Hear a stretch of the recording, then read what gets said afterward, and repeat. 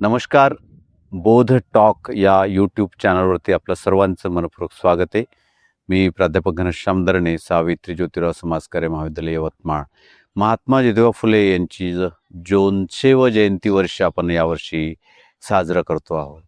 महात्मा ज्योतिबा फुले माझ्या आयुष्याला, माझ्या एकूणच कारकिर्दीला वळण देणारं एक असं मोठं नाव आहे की ज्या नावाबद्दल आजही एवढ्या वर्षानंतर मला स्वतःला प्रचंड मोठं आकर्षण आहे.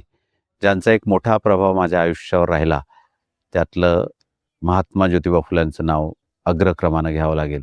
यासाठीच नाही फक्त की मी शेतकरी कुटुंबातून आलो, शेतकरी चळवळीशी माझा संबंध आला, परंतु शेतकरी चळवळीशी संबंध येण्याच्या पाठीमागचं कारणच महात्मा ज्योतिबा फुले आहे. म्हणजे त्यांनी ज्या पद्धतीनं शेतकऱ्यांसाठीच एक निवेदन घेऊन व्हाईसरायला भेटायला जाताना जो वेश परिधान केला त्याचा एक फोटो आमच्या इतिहासाच्या पुस्तकामध्ये होता.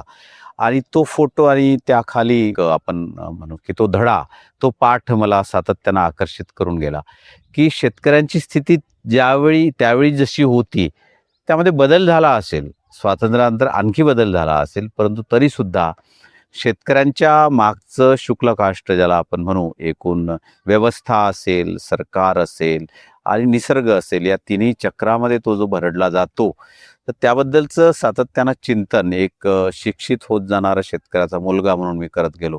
त्याच्या पाठीमागे जे कारण आहे ते शेतकऱ्याचा आसूड आहे. म्हणजे आसूड इथून जवळपास पावणे 200 वर्षापूर्वी त्यांनी लिहिलं आसूड, शेतकऱ्याचा आसूड. आणि ते आजही आपल्याला असं दिसतं.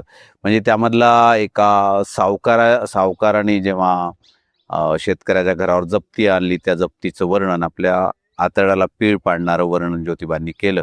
आजही जेव्हा आपण शेतकरी सावकाराच्या पाशात अडकलेला बघतो किंवा त्यामुळे त्याची जमीन जाताना दिसते, नवा कायदा येऊनही, सावकारी अधिनियम येऊनही त्या प्रमाणावर शेतकऱ्यांना फायदा झालेला दिसत नाही.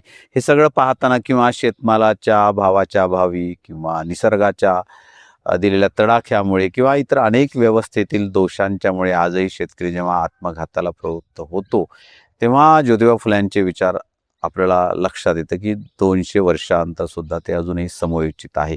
मला असं वाटतं की आजच्या विद्यार्थी वर्गाने, आजच्या सुजाण होत जाणाऱ्या युवकांनी शेतकऱ्याचा आसूड परत एकदा वाचलं पाहिजे. म्हणजे शेतकऱ्याचा आसूडच नाही तर ब्राह्मणांचे कसब असेल किंवा गुलामगिरी असेल, यासारखे ग्रंथ की जे पायाभूत ग्रंथ आहेत. तुम्हाला इथली सामाजिक व्यवस्था समजून घ्यायची. ज्योतिबा म्हणायचे की भारत हे एक राष्ट्रच होऊ शकत नाही, कारण हजारो जातींचं कडबोळं आहे. तर हे आपण आजही समजून घेऊ शकत नाही. आज जाती आणि धर्म या सगळ्या पातळीवर अत्यंत विषण्ण करेल अशा प्रकारची स्थिती आपल्या देशामध्ये आहे. या पार्श्वभूमीवर ज्योतिबांच्या या किमान 200व्या जन्मवर्षामध्ये सुद्धा आपण ज्योतिबांच्याकडे पुन्हा एकदा मर्ढेकरांनी म्हटल्याप्रमाणे आम्हीच आम्हा पुन्हा पाहावे काढून चष्मा डोळ्यावरचा. तर ज्योतिबांकडे पाहण्याची एक विलक्षण अंतर्दृष्टी आपल्या सगळ्यांच्यामध्ये विकसित व्हायला पाहिजे, असं मला या क्षणी आवर्जून वाटतं. धन्यवाद.